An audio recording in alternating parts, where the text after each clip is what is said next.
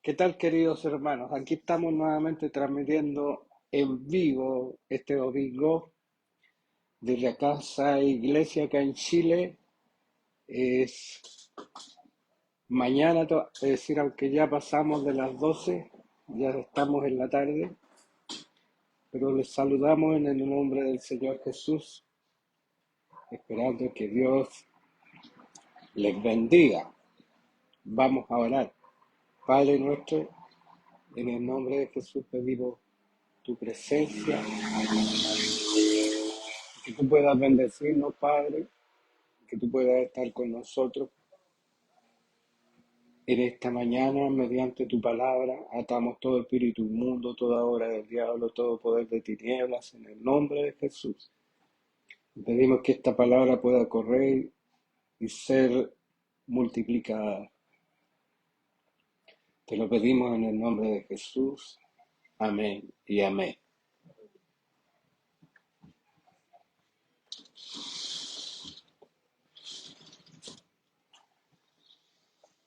Bueno, está haciendo calor todavía en Chile, pero cerré la puerta para tener mayor concentración. Si me ven toser es porque estoy recuperándome de un resfrío y usted sabe que a veces los resfríos afectan los bronquios y si uno se pone a hablar inmediatamente, a veces comienza a toser. Pero lo más importante es la palabra, ni siquiera el predicador, aunque la palabra pasa por el predicador, pero porque la palabra tiene que ser obra en nosotros antes de poder predicarla. Y voy a partir con una anécdota, una cosa de la cual nace este mensaje. Yo recuerdo que el Señor a mí me bautizó en el Espíritu Santo en un avivamiento. Y precisamente ese avivamiento comenzó cuando Dios me tocó a mí primero y de rebote tocó también a todos los que estaban en el lugar. Y se produjo una manifestación del Espíritu Santo en arrepentimiento, en conversiones, en entrega al Señor y bautismo del Espíritu Santo, repartimiento del Espíritu Santo.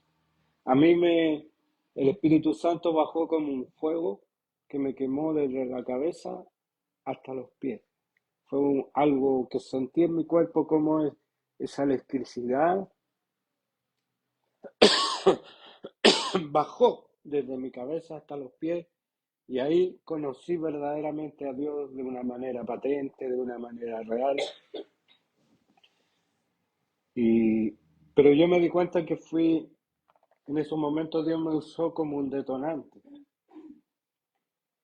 porque ni siquiera yo escuché al predicador. Lo único que hice durante esa reunión fue humillarme delante de Dios y pedir el perdón de mis pecados y pedir misericordia a Dios, y en un momento yo sentí que Dios me fue perdonando todos los pecados y en un momento como que quedé en el aire, y al quedar así en el aire no sé qué hacer ahora, ya me has perdonado, gloria a Dios. Y entonces ahí se acerca un hermano que me vio compungido en espíritu y me habló, y al tocarme el brazo, el codo, yo recibí un fuego que bajó desde mi cabeza hasta los pies. Y después cuando me levanté, porque fui corriendo así al altar, me entregué al Señor ahí de todo corazón. Y cuando después me paré y me di vuelta, el Señor había tocado a todos los que estaban ahí. Eran más de 100 jóvenes en un campamento juvenil, en la última reunión del campamento de jóvenes. Ahora, yo, lleno del Espíritu Santo, comenzaron a cambiar muchas cosas en mi vida. En primer lugar, tenía la certeza de que Dios era real, de que Dios existía y que Jesús me amaba y que Él había muerto por mí en la cruz para perdonar mis pecados. Y sentía la presencia de Dios dentro de mi corazón en paz. Por ejemplo, algo que yo nunca había experimentado, o si bien uno a veces tiene un amor natural a los padres, a los hermanos, pero ese momento era un amor sobrenatural, porque este amor era como decirle, hacia todo el mundo. Yo veía a un niño pobre y sentía ganas de ayudarlo, o veía a alguien y sentía una compasión por todos los que me rodeaban o estaban en algún momento en contacto conmigo. Entonces hubo un derramamiento de amor dentro de mi corazón. Y después yo buscaba al Señor, oraba, no hallaba la hora que comenzara el culto y me iba a llegar temprano porque quería estar en los cultos, porque quería más de Dios, tenía ese enamoramiento con Dios y aún deseo llegar a los cultos. No crean que era solamente en esos momentos. Yo me siento feliz cuando llego acá y puedo ver los niños, los hermanos cuando van llegando. Es como algo especial, un ambiente maravilloso que hay acá. Y en la bendición, la presencia de Dios. Pero en ese momento era así conmigo. Y una concentración de jóvenes. Y en esa concentración de jóvenes, el Espíritu Santo como que me pidió que yo levantara las manos y dijera gloria a Dios, aleluya, y soltara todo lo que tenía dentro y yo no le hice caso. Porque era una reunión de jóvenes bautistas y esos jóvenes y la teología de los bautistas, ellos no creen o simplemente condicionan la manifestación del Espíritu Santo. Incluso hoy día escucho a un teólogo que es 100% bautista, pero es más frío que una piedra, me da pena el hombre. Aunque tiene razón en sus conceptos bíblicos, pero no lo sacan de ahí. No sabe que puede haber una manifestación externa. Y es cierto que cuando se derramó el Espíritu Santo en el Pentecostés, nadie cayó al suelo, ni hubo nadie pataleando y haciendo cosas raras como las que vemos hoy día, sino que permanecieron de pie, me imagino, y de pie alzaron sus manos y recibieron la bendición, pero no habla de una manifestación, ¿cómo decirle? Eh, Hay una palabra exacta, pero no la encuentro en estos momentos. Pero una manifestación así exagerada puede ser, pero una manifestación estilo así eh, excéntrica, fuera de toda lógica normal. eh, bueno, ustedes ya escucharán eh, y con cosas exageradas, demasiadas, sino que hablaban en otras lenguas y glorificaban a Dios, pero no había que haya gente saltando, que haya liberación de demonios y toda la palabra, entre comillas, parafernalia que a veces vemos hoy día, que son muy parecidas a manifestaciones que hay en India de, de culturas que no son cristianas. Entonces, ojo, nosotros tenemos que tener cuidado con eso, pero tampoco ponerle barreras al Espíritu Santo, el que dice que todo, hágase todo decentemente y con orden, dijo el apóstol Pedro. Hubo muchos casos en donde la manifestación implicó un- una glosolalia Bueno, ustedes escuchan la palabra glosolalia, es la palabra griega para hablar en lenguas. Pero eran entendidos en el Pentecostés por los que estaban ahí, porque escuchaban que en sus propias lenguas magnificaban y glorificaban a Dios, siendo que no era la lengua de los que habían sido en ese momento bautizados por el Espíritu Santo. ¿Y a qué quiero llegar con esto? Que yo desobedecía al Espíritu Santo, incluso sentía la fuerza del Espíritu Santo que me movía hasta físicamente y yo resistí, resistí, resistí. Por eso dice la palabra cuando Jesús dijo, vosotros resistéis al Espíritu Santo. Entonces a veces no nos damos cuenta y estamos cometiendo un pecado grave.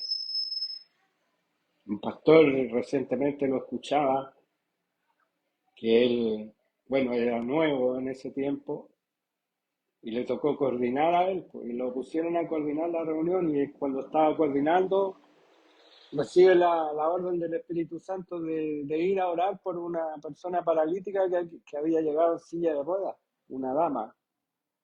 La habían traído en auto y él dijo, no, si hago el ridículo, si oro y declaro la sanidad y no se sana.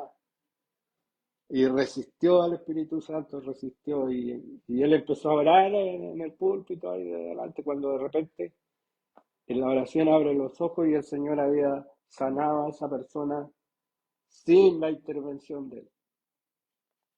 Estaba de pie y había sido sanado. Entonces a veces nosotros resistimos al Espíritu Santo y eso lleva consecuencias. ¿Cómo? Que Dios tiene que entrar en un trato con nosotros, en un trato duro, difícil, porque si hay cosas que nosotros no debemos hacer es resistir al Espíritu Santo. Por último, digámosle, Señor, dame una señal de que esto lo que estoy recibiendo eres tú y que tú me estás mandando a hacer esto. Y es más práctico. En vez de desobedecer, uno ve que, especialmente la experiencia de los metros, que hay gente joven que no tiene discernimiento, que no se da cuenta de lo que pasa a su alrededor. Y a los ancianos los dejan en pie. Y son gente sana, gente, algunos van con short y sus piernas perfectamente torneadas y musculares, que se nota que hay trabajo físico, que hay ejercicio, gente atlética, simplemente no dan el asiento o no entienden su entorno porque no escuchan a Dios, ni siquiera su conciencia.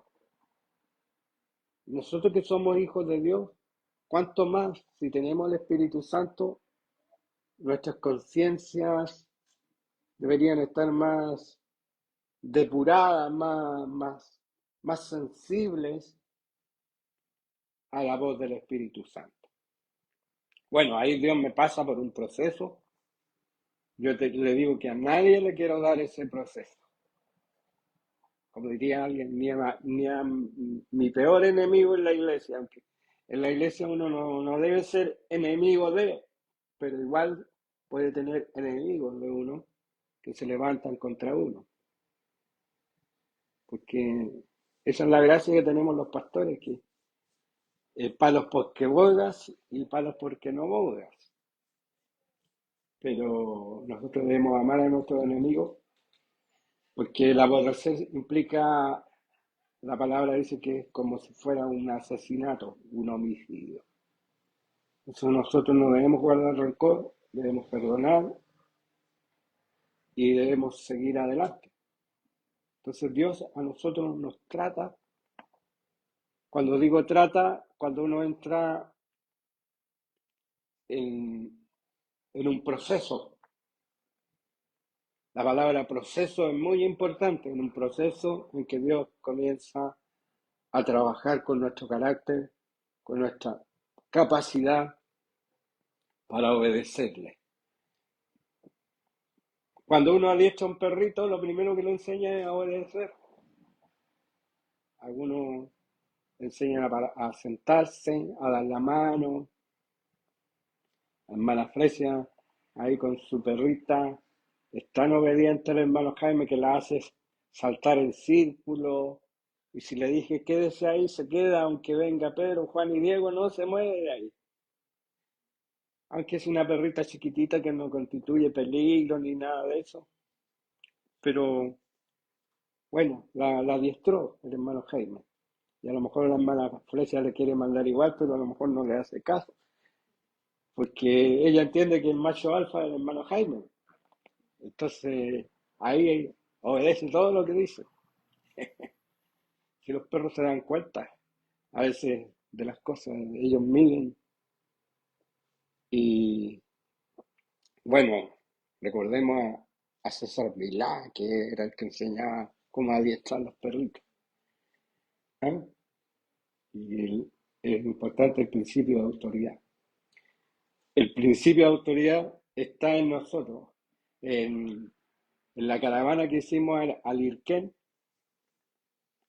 eh, surgió algo bueno, una idea buena ahí en medio de todas las bromas y a un hermano le dijeron, porque el hermano tiene llamado pastoral, tiene la capacidad, tiene todo, su hogar en orden, su vida en orden, y como que él está esperando el momento para asumir el pastorado. Incluso es más antiguo que el mismo pastor de la iglesia y fundador de la misma iglesia.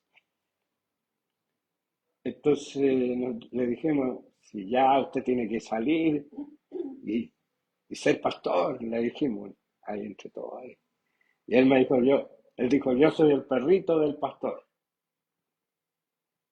Y en la idea del perro que ayuda al pastor allá en el sur de Chile, hay unos perritos que la trabajan, la corren y le dan una orden con un silbato y ellos obedecen y hacen. Bueno, esa idea trató de entregar el hermano. Un perro adiestrado para cumplir un propósito dentro de las ovejas ahí. Incluso lo hacen dormir con las ovejas desde pequeños para que se vayan acostumbrando al olor de las ovejas y para que se sientan parte de la manada. Y es un trabajo y son muy caros esos perros cuando son adiestrados.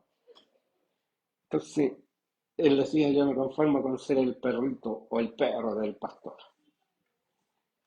que le ayuda con el rebaño. Bueno, Dios tiene que trabajar en nuestro carácter, en nuestra forma de ser. Y es por eso que Dios hará su obra en nosotros. Ese es el título. Dios hará su obra en nosotros. ¿Cuál es el título, Yasmin? Eso está ahí. Aparte tiene acá el ayuda de memoria. Y el texto que tengo es este que está en Isaías 42:13, un texto que yo lo sé desde hace muchos años, pero que los hermanos no lo conocen.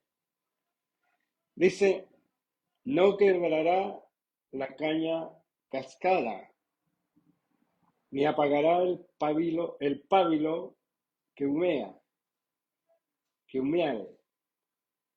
Por medio de su verdad traerá justicia.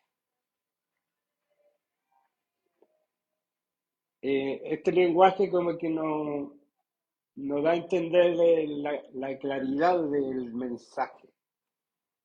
La segunda parte a lo mejor entendemos, ni apagará el pábilo que humea. Es decir, que Dios no está interesado en que nosotros nos apaguemos o no nos va a desechar porque a lo mejor seamos una caña rota, una caña quebrada. Mire, aquí en lenguaje actual dice, no acabará de romper la caña quebrada, ni apagará la mesa que arde débilmente. Verdaderamente traerá justicia. Entonces, ¿qué nos está hablando? Que Dios, eh, muchas veces nosotros creemos que Dios se interesa solamente en los fuertes, que a Dios le interesa solamente el hermano, que es un soldado, que está preparado, que ora, que ayuna, que es un fiel discípulo del Señor. Y aquí la palabra nos está diciendo que Él también se preocupa de aquel que a lo mejor está a punto de apagarse la luz que tiene en su corazón. Dice que no la apagará el pabilo que humea o la llama que arde débilmente. Entonces eso hizo el Señor conmigo. Porque podría haberme dejado, desechado y olvidado de mí. Ya desobedeciste al Espíritu Santo, ya no te quiero más. ¿Ah? Como somos nosotros a veces. Nosotros a veces nos perdonamos 70 veces 7. Y no, a la tercera ya, chao. Aunque hay cosas que son tóxicas que uno debe apartarse, pero en el sentido de desechar a alguien, no debemos hacerlo. En el sentido de lo espiritual, de ayudar a alguien si es que tenemos el poder, la autoridad y la gracia para hacerlo. Hay casos en que uno no debe meterse, o hermanos que son débiles no deben meterse. Por ejemplo, a echar un demonio muy fuerte, un hermano que no ora, que no ayuna, que no lee la palabra, que no tiene comunión con Dios, no puede ir, porque va a ser derrotado. Pero en este caso el Señor está hablando que Él va a darle vida a aquel que está a punto de extinguirse, a aquel que ya no da más, a aquel que ya está, ya no doy más, Señor, estoy en mi última fuerza, no puedo más. Dice que el Señor no va a apagarlo, sino que va, en el fondo, como dice al final, traerá su justicia. Dios le ayudará, Dios restaurará su vida. Y aquí vamos a ver que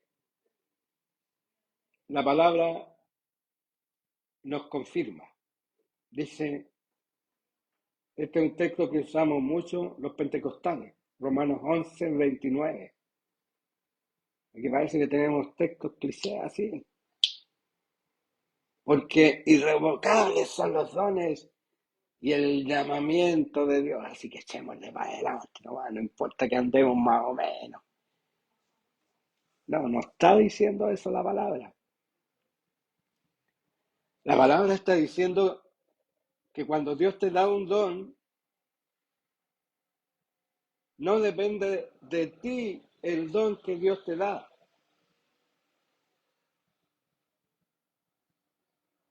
Lo único que tú tienes que hacer es estar vigente.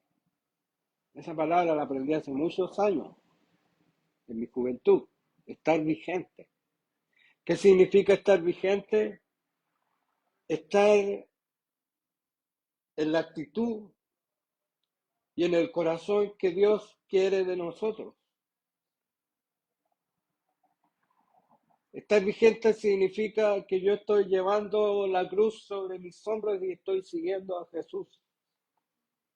No quiere decir que sea perfecto, sino que yo estoy llevando la cruz, es decir, estoy siguiendo el Evangelio de Jesús en la medida que yo entiendo, en la medida que yo conozco, en la medida que voy creciendo. ¿Por qué? Porque los dones y el llamamiento no dependen de nuestra condición, pero sí el ministrarlo efectivamente depende de nuestra condición, pero ya los dones fueron entregados. Dios no puede andarte dando un don y luego dártelo y después te portáis bien, te lo doy de nuevo y después te portáis mal, te lo quito y es como, se fijan, la esposa le regala un reloj al esposo y después la esposa se da cuenta que el esposo ni usa el reloj y de repente venga para acá, aunque es un reloj grande en su muñeca, igual anda ella con el reloj. Oye, pero si es mi reloj, pero no te lo pusiste nunca, pues. Así que yo lo voy a usar. No, el Señor no es así. El Señor da el don y es irrevocable. Y aún el don está en uno, aunque uno no sea tan espiritual, no sea tan así como andar en las nubes, lanza llama, rama seca.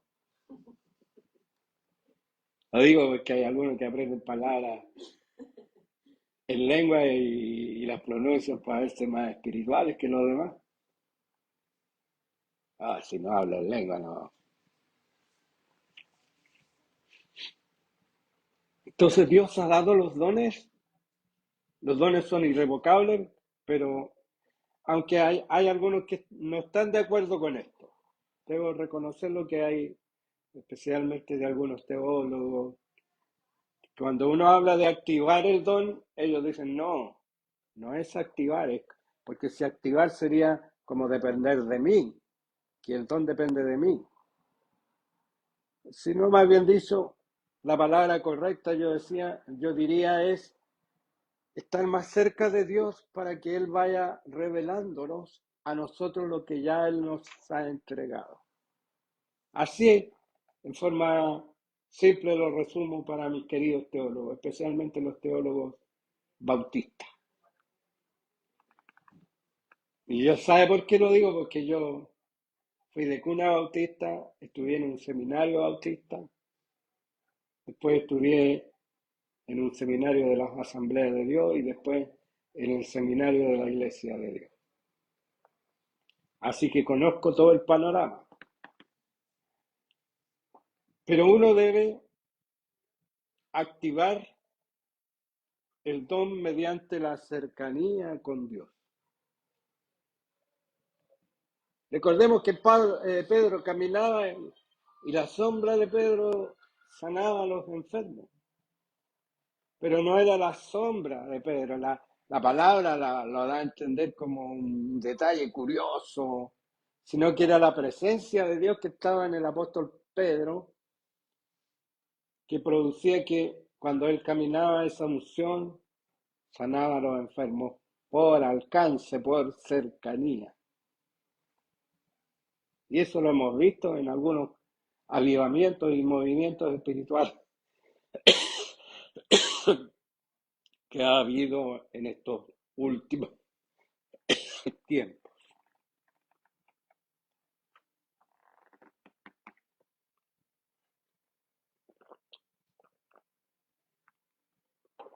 Lo voy a dejar ahí mejor.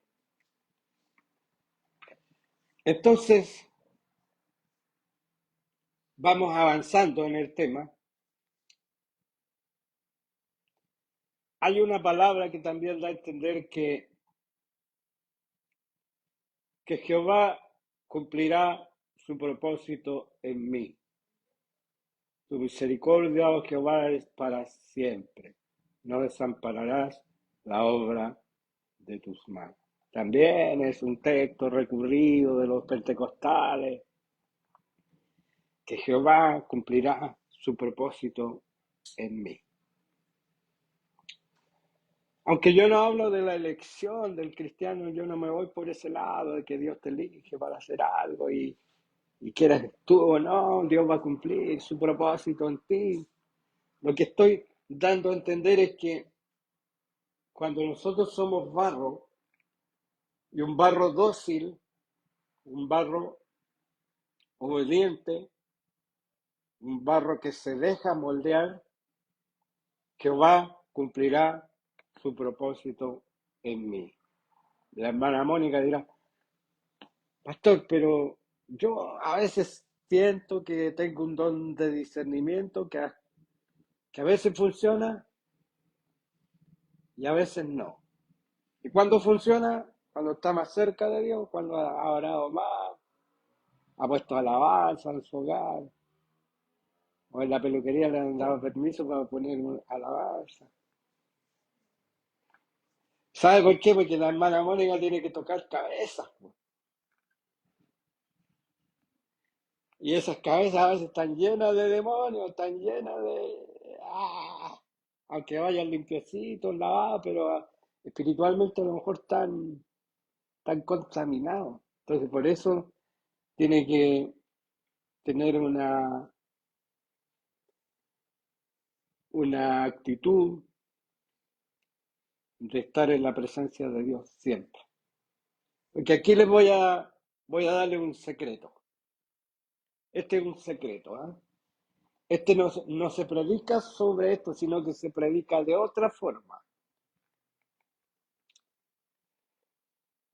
Usted ha oído que vamos a ir a visitar un enfermo o un endemoniado y hacen ayuno, los hermanos se preparan ya. Y antes de salir hacen una oración. Vamos a ponernos el casco de la salvación. Vamos a ponernos la coraza de justicia. Vamos a poner el cinto de justicia y el escudo de la fe y el calzado, el apresto del evangelio. Y hasta algunos hacen la similitud de hacerlo.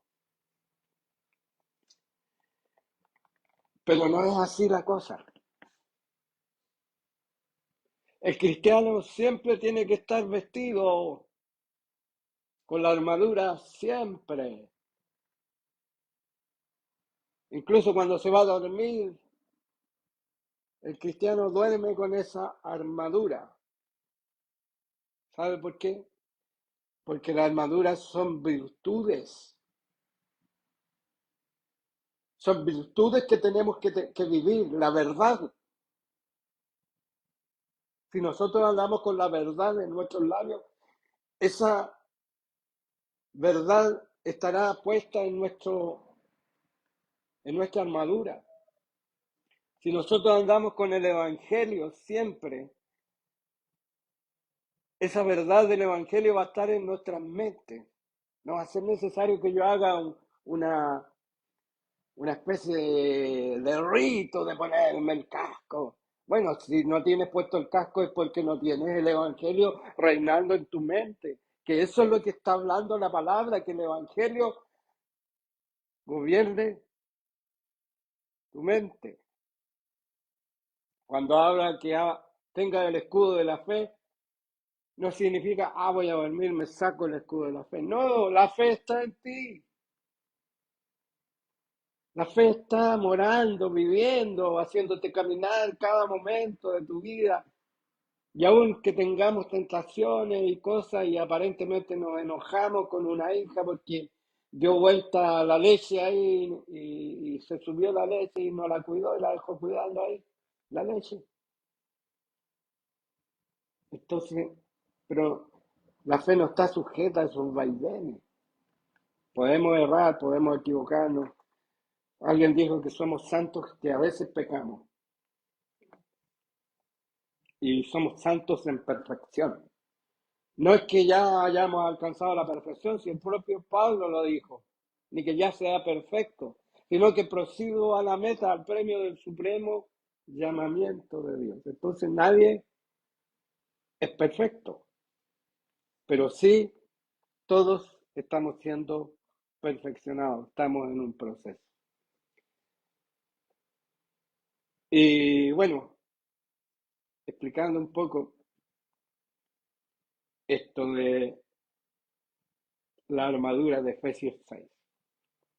Una hermana puede mentir, puede decir garabatos durante la semana. Dudo que lo haga, pero a veces hay casos. Hay brujos, yo no creo en brujos, alguien dice, pero que los hay, los hay. Y que hay cristianos que tienen un mal decir, que los hay, los hay. ¿Cómo después puede decir, me pongo la coraza de la verdad, si durante toda la semana ha hablado puras mentiras. Entonces va a hacer algo y le va a ir mal.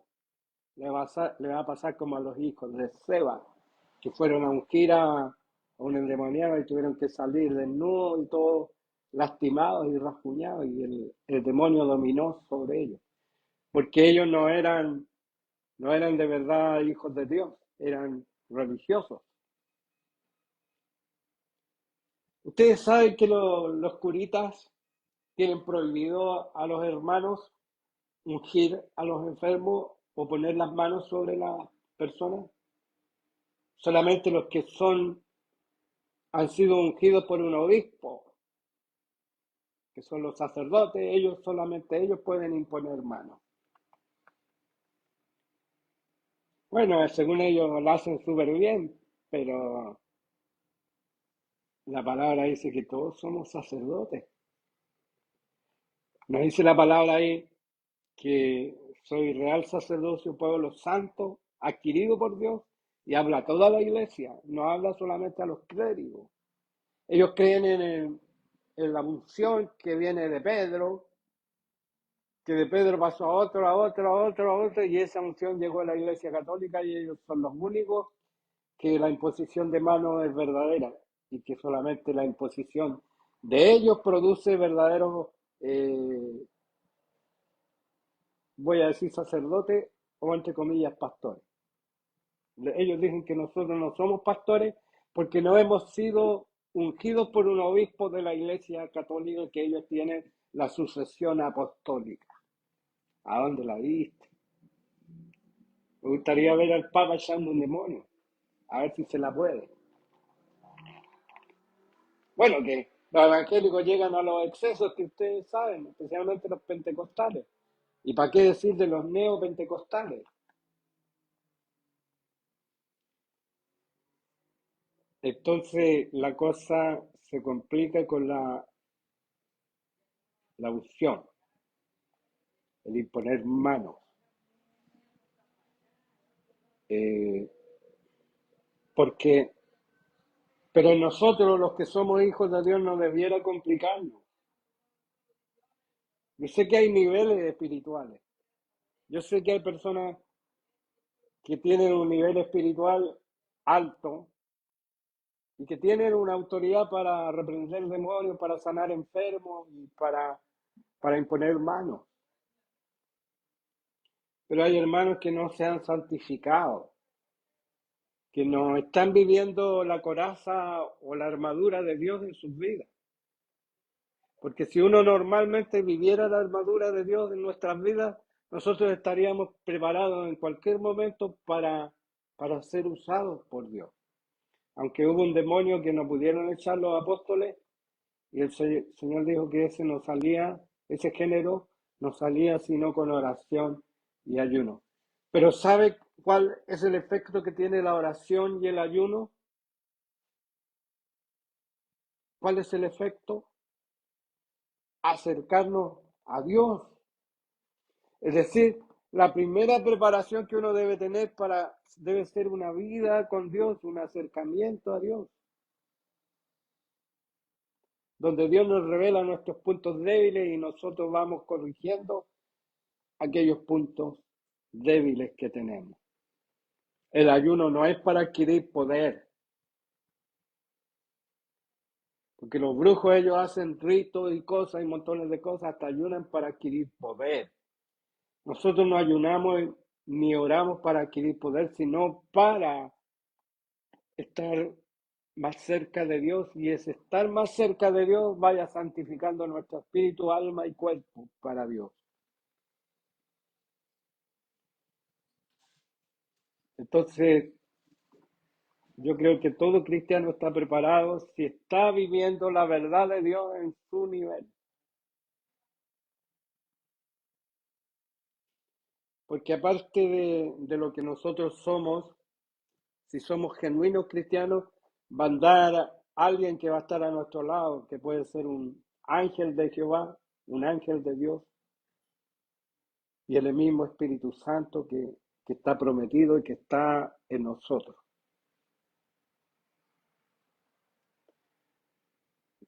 Aunque dice la palabra, no impongáis las manos con ligereza, pero eso lo han usado tanto los pentecostales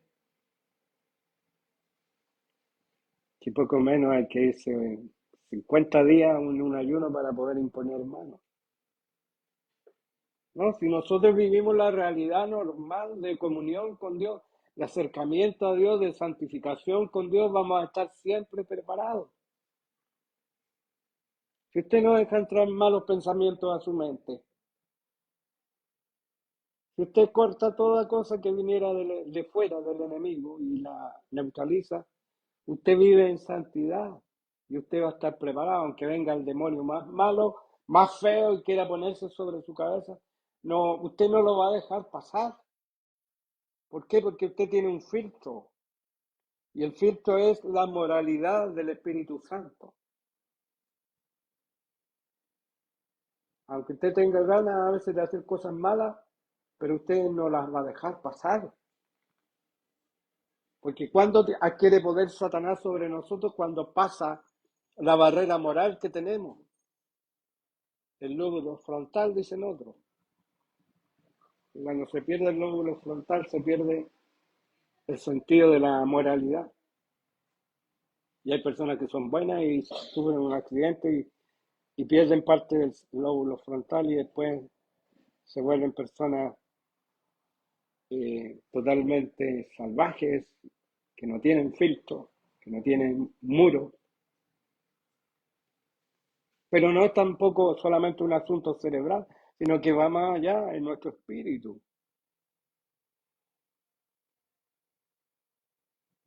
Y por muy bonito que sea el profesor de su hija, y por muy lleno de demonios que esté, no le va a llegar a usted porque usted está en Dios. Y cuando se manifiesta algún pecado es por la propia debilidad nuestra que tenemos que tratar con Dios y que tenemos que pedir perdón a Dios y ser sanados y liberados de cosas que pudieran a nosotros causarnos motivo de pecado.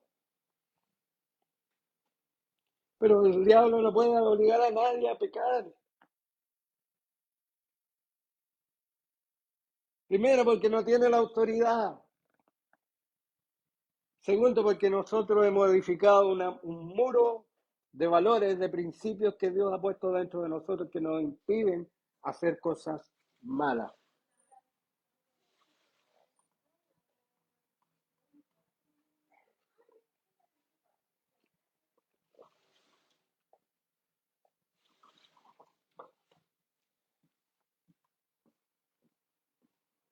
Entonces eso de imponer las manos con ligereza,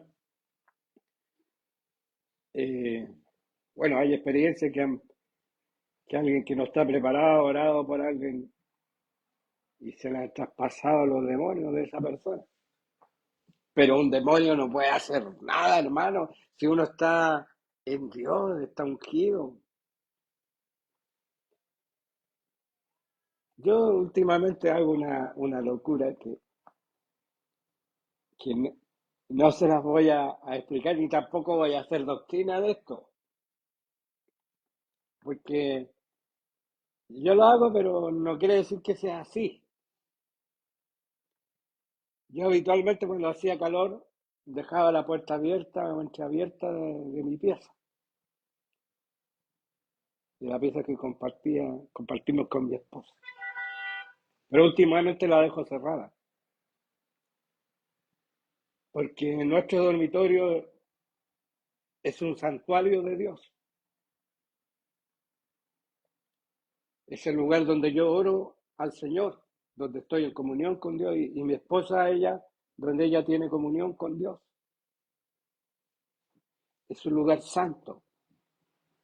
Entonces yo cuando dejo cerrado eso, como la Biblia dice, cerrada tu puerta, hay demonios que no pueden traspasar las puertas.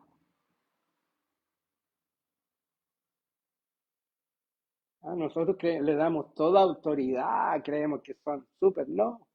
Si son seres físicos pero que no vemos y que no tienen a veces poder físico sobre las cosas, excepto alguno que tiene una telequinesis un poder de votar cosas, de hacer cosas, pero nada más que eso. Y sabe, me ha resultado.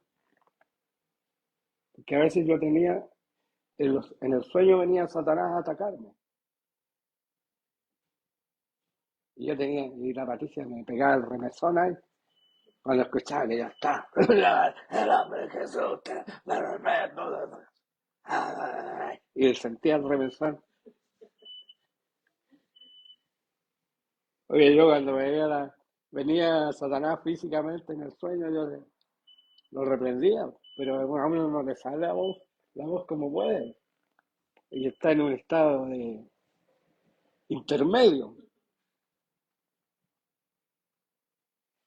Usted haga un lugar de su casa, un santuario, donde usted tenga comunión con Dios en ese lugar. Y ese lugar va a ser santificado, y ese lugar va a estar con la presencia de Dios. Yo cuando me acuesto, siempre me acuesto tarde, y yo cuando entro al sobre así, y siento una paz. Analizo mi vida, qué hice bien, qué hice mal, y siento que Dios está ahí. Pero es algo que no puedo explicarle en palabras, porque yo sé que mi esposa ella ahora tiene su oración, tenemos una forma de ser que no es igual a la de todos, pero así estamos consagrados para Dios. Y ese lugar es el lugar de la presencia de Dios. Entonces, hermanos, hagamos de nuestro hogar un santuario. Hagamos de nuestro hogar un lugar donde Dios vive. Eh, Especialmente para los matrimonios jóvenes. Los matrimonios jóvenes a veces, el primer error es dejar entrar la televisión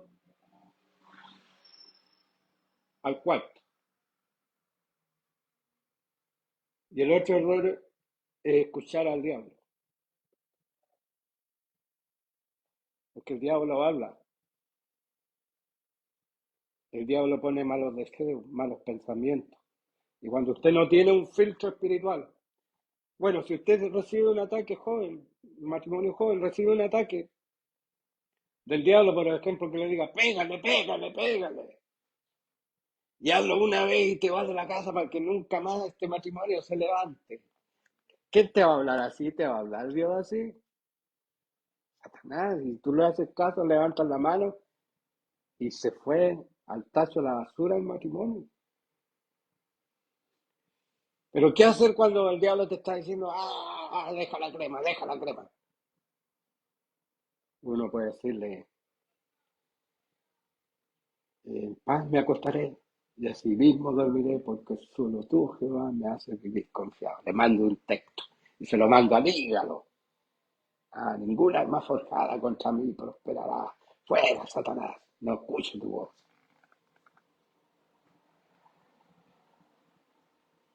Use la palabra de Dios, lo poco que tienes.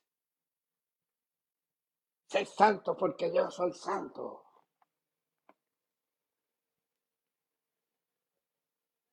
Jehová es mi luz y mi salvación. Y hay montones de textos que usted tiene que empezar a memorizar y a vivir. Mándele un texto a los chicos. Ahí lo dije en chileno. No tienes arte ni parte en esto. Mi matrimonio es de Dios. Fue la primera cosa que santificó Jesús en su ministerio. Las bodas de Caná. Y el primer milagro en una boda. Entonces ahí hay que ir neutralizando al enemigo. No escuche a Satanás, ¿me entendió? Se lo digo, no escuche la voz de Satanás, porque no es a veces posesión, es escuchar la voz del diablo que te dice, grítale, háblale fuerte, dile que tú mandas en la casa. Aquí se hacen las cosas como yo digo. Empezás a hablar así, perdiste ya. Perdiste. La autoridad no se impone, la autoridad se gana con amor, respetando, dando. Yo una vez quise hacerla, pero no me resultó. Le dije, de esta casa mando yo, pero te lo digo por experiencia, no, así no funciona. Las mujeres sumisas que decían, soy tu sierva, Abraham. Ya no existen esas mujeres. Ya.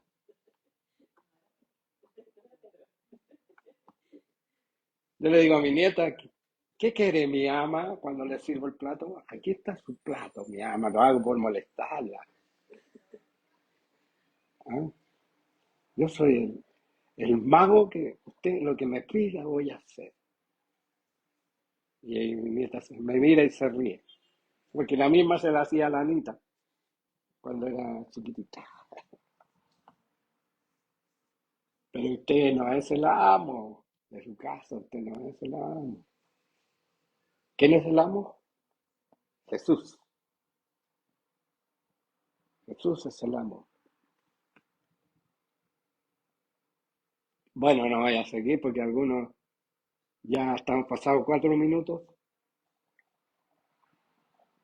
pero vamos a hablar. Padre nuestro, gracias por esta palabra, gracias por compartir experiencia. Padre, permite que nosotros podamos entender